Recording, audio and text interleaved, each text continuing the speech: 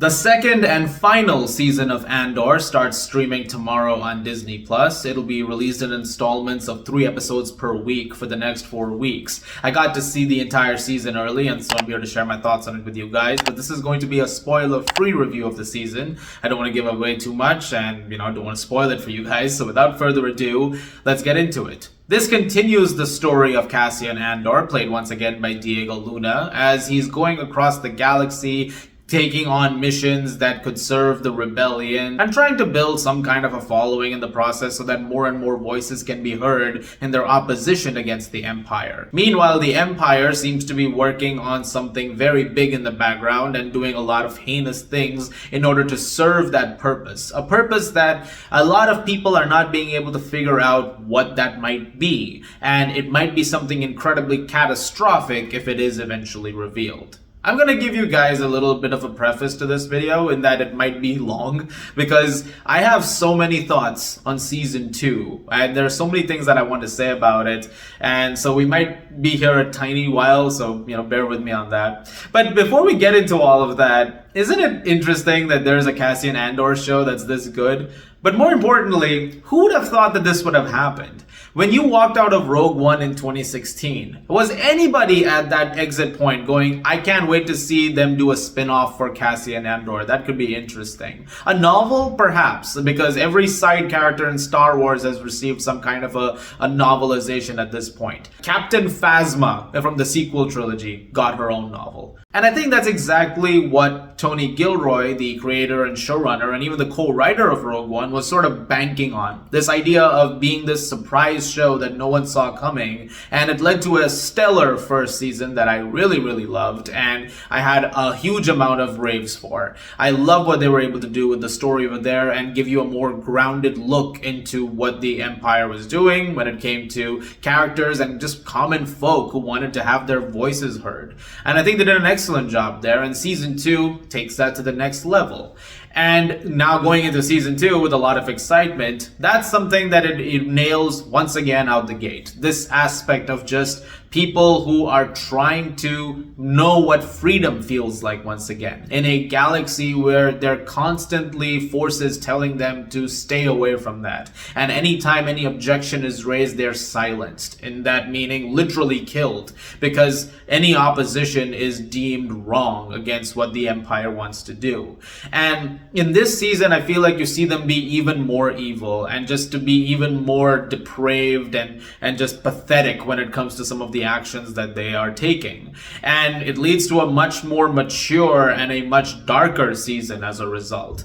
It's actually the most mature I've seen Star Wars be ever. The storytelling over here really amplifies what season 1 did when it just comes to looking at the cogs that turn when it comes to the Empire's machine and how it's just affecting people who were good once, very, very good, to sometimes refrain from, enacting more of that goodness towards other people.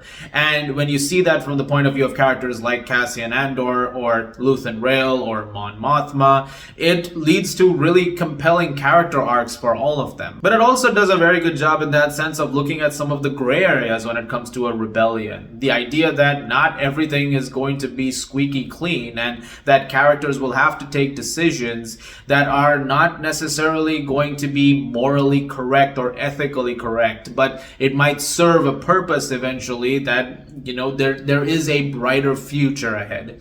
And that's something that season 1 established and season 2 doubles down on quite a bit because it's clearly taking a toll on these characters. It's not fun to just keep going on missions where people have to be eliminated from the shadows or horrors have to be witnessed in order to make certain decisions justified.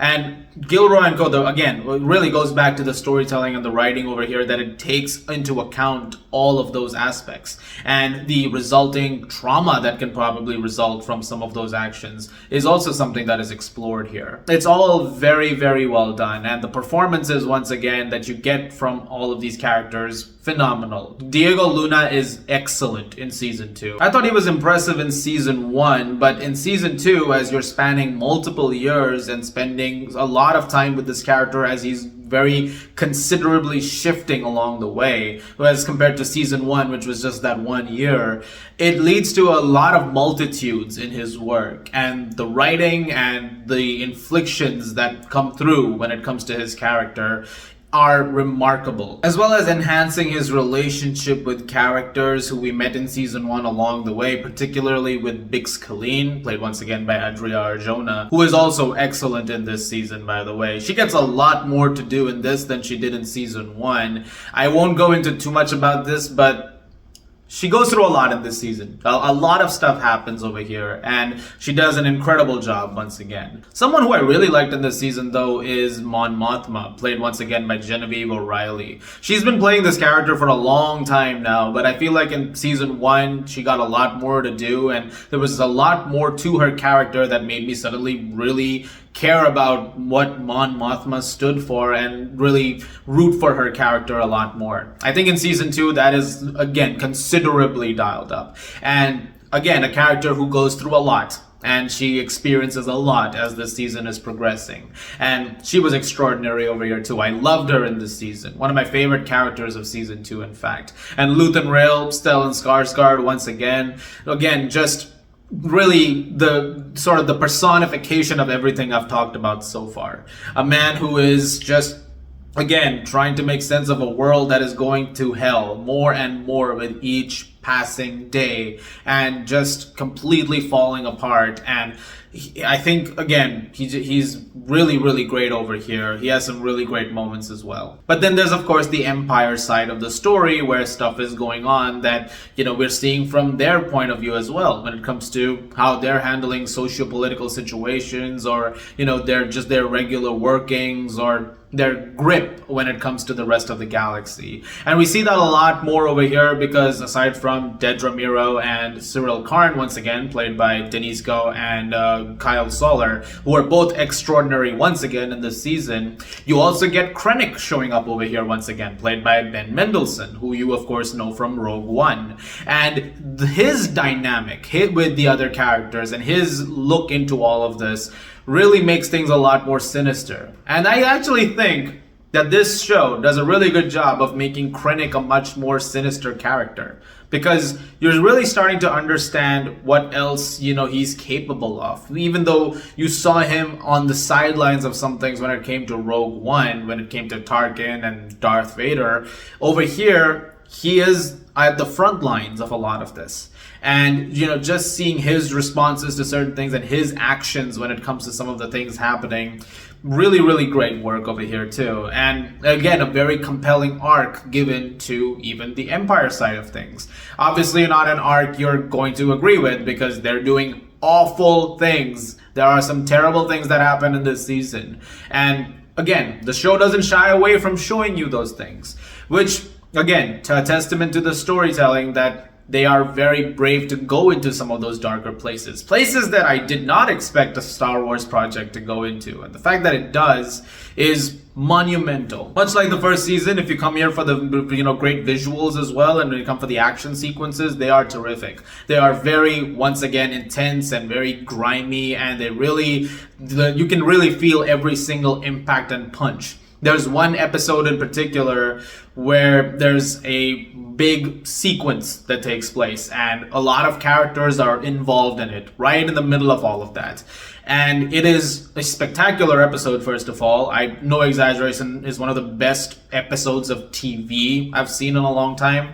But that entire episode really, it just grounds just how intense things can be. It is, again, remarkable work. I keep saying remarkable, and again, those are the words of the day when it comes to this season of Andor. When it just comes to Andor in general, it is such a remarkably put together show, and really, hats off to Tony Gilroy and the entire cast and crew for making this happen as effectively as it does. And one thing that I think it does really, really well is it completely reframes Rogue One. you are not going to watch that movie the same way again. And that's something that I think is really cool, because now when you go to that movie, it feels a lot more devastating in some ways. It feels a lot more poignant in other ways, and certain decisions have a lot more weight to them, and certain inflictions have a lot more weight to them. Of course, when it comes to that movie, that means when you're getting closer to it, you'll have more inclusions to the characters over here. So for example, K2SO shows up, once again played by Alan Tudyk. And it was great seeing K2SO again. He's awesome in this. And he's also very funny with his dry sense of humor and sarcasm. He does a really great job over here. And that's something that they have carried forward. But I also like that they don't make it, a big sort of, deal about fan service or something like that. That's something that the first season didn't really do as much either. Like, it brought in stuff when it needed to, and the rest of the time it kind of just kept it to what the story that it was telling was. It makes certain moments now in Rogue One, when you get to some of the bigger, moments, such as with Darth Vader or something, make it feel more like a dessert at the end of it, where it's like, all right, we've given you a lot of this story too. Now you can have, one little fun thing and we'll give you Darth Vader. I just think that it makes that a much stronger experience. And I already liked Rogue One. Like, I already thought that was a great movie. I think it's an even better movie now in some ways, which I think is an awesome feeling to have with this series, that it's managed to create that effect where you can really, praise something a lot more in the time that it came out. I think that's great. There's like a couple of moments in particular with Cassian in that movie now, which hit a lot stronger because of some of the things that you see over here. Overall, when it comes to Andor Season 2, I think it's fantastic. I am so pleased with this series, and it's completely taken me by surprise. It is, in my opinion, the best Star Wars since Empire. I have loved a lot of things that Star Wars has done over the years, but this really feels like a cut above everything else. There is something truly special about this series. It really carves out its own corner in the entire Star Wars, tapestry. And the fact that it does it as effectively as it does, and between these two seasons and Rogue One, making a very interesting little, Andor trilogy of its own, in a sense. I think it's really, really great that this exists, and I'm just glad that it happened. And I gave this first season an A+. I think this one's better, and which is why I'm also going to give season 2 of Andor an A+.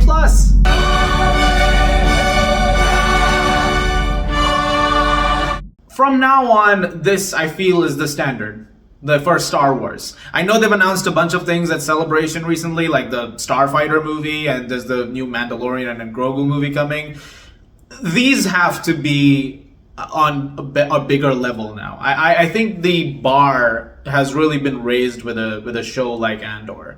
And so I'm hoping that going forward, they really lock in when it comes to some more stuff, because really, I feel like we can't go back now. Guys, thank you very much for watching. Look forward to more videos very soon. I hope you guys enjoyed this video. As always, if you like this, please do subscribe, and may the Force be with you.